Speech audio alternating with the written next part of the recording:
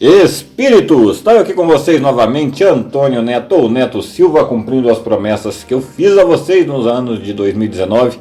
Sei que você está aí preocupado com as suas finanças, com as prerrogativas futuras, mas poderemos voltar ao passado para entender o que está acontecendo no futuro e com figuras emblemáticas, figuras que nós temos como populares, que direcionam, é como nós começaremos o nosso programa de reencarnação.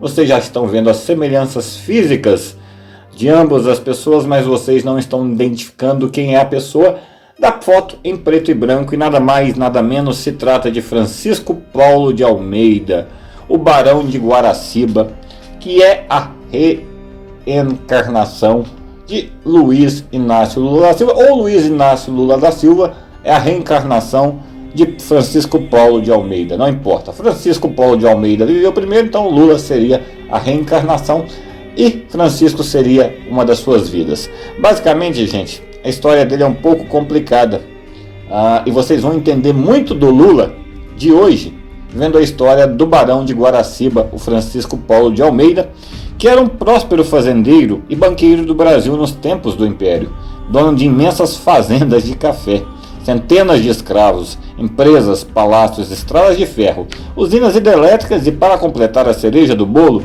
de um título de barão concedido pela própria princesa Isabel. A biografia do empresário mineiro Francisco Paulo de Almeida, o Barão de Guaraciba, não seria muito diferente de outros nobres da época, não fosse um detalhe importante. Ele era negro em um país de escravos. Ou seja, gente, ele veio basicamente de uma minoria lutando por direitos. Ele consegue esses direitos, né? Eu estou falando do barão, né? E sobrejuga essa minoria, ou seja, ele basicamente cresce em cima da minoria e sobrejuga a minoria. Não estou falando que foi isso que o Lula fez, estou falando que a reencarnação passada do Lula foi o Francisco Paulo de Almeida. Mas vamos saber mais um pouquinho da história do Francisco Paulo de Almeida para ver se a gente entende o Lula um pouquinho, mesmo para um lado ou para o outro, sem colocar pejoratividade na política, a pessoa em si. No ano em que a Lei Áurea completa 130 anos, lembrando vocês que Lei Áurea é a abolição da escravidão, vale a pena conhecer a trajetória do primeiro e mais bem-sucedido Barão Negro do Império, um personagem praticamente desconhecido na história do Brasil, empreendedor de mão cheia e com grande visão de negócios em um país ainda essencialmente agrário. Ele tem uma trajetória que lembra a de outro barão empreendedor do Império, este bem famoso, o Barão de Mauá. Lembrando que o Barão de Mauá não é a reencarnação de Lula, viu, gente? Lula é a reencarnação do Francisco Paulo de Almeida, que é o Barão Guaraciba. Ou seja, gente, tinha uma tendência agropecuária muito grande, voltada à agropecuária, tinha uma tendência ou um carisma para negócios, para o empreendedorismo, coisas que nós vemos hoje sim no Lula também, não falando isso que isso é positivo ou negativo, para que fique bem entendido. Com um patrimônio acumulado de 700 mil contos de réis, que garantiu ao dono de status de bilionário na época em que viveu, Almeida nasceu em Lagoa Dourada, na época um arraial próximo a São João del Rei, no interior de Minas Gerais, em 1826. A origem de sua família é pouco conhecida, porque ele era pobre, né, gente? Filho de um modesto comerciante local chamado Antônio José de Almeida, na certidão de batismo consta como nome da mãe apenas Palonina, que teria sido uma escrava.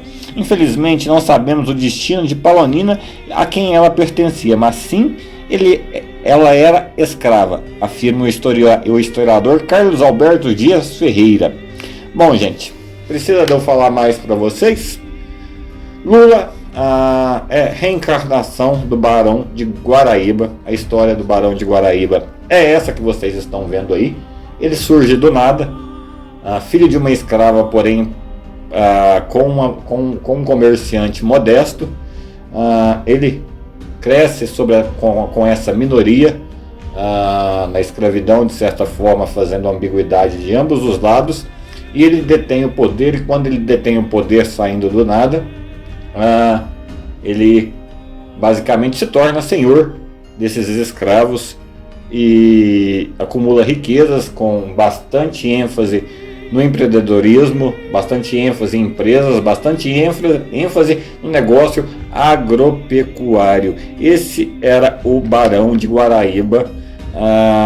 Gente, infelizmente ele era conhecido como Barão Negro, não porque ele era ruim, ou felizmente, mas porque ele era negro, né? Na época era uma distinção de uma minoria e uma coisa que não era uma vertente da época colocar-se pessoas negras, enfim, como barão, né? Havia um preconceito muito grande, como não há uma vertente do povo brasileiro, não houve uma vertente do povo brasileiro até a eleição de Lula, de colocar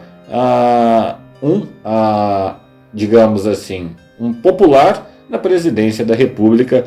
Seguiram ambos a mesma trajetória. Vou deixar para vocês a convergência a semelhança física, né? Olha o nariz, a barba dele um pouco maior, mas digamos que se Lula não tivesse passado por todos aqueles processos de químio, é dessa maneira, o cabelo, orelhas, tudo igual, né, gente? Não, senhor Lula, o senhor era o Barão Negro na sua reencarnação passada, o senhor deve ter vindo para, enfim, consertar alguma coisa. Não vai ficar ao meu julgamento se consertou ou não, vai ficar ao julgamento aí de vocês, do que deixou de fazer ou não deixou de fazer, de onde veio, de onde vai, tudo em cima da história do Barão Negro que eu contei para vocês, e com a história que vocês conhecem do Lula, façam as conjuminações e trarei todas as reencarnações que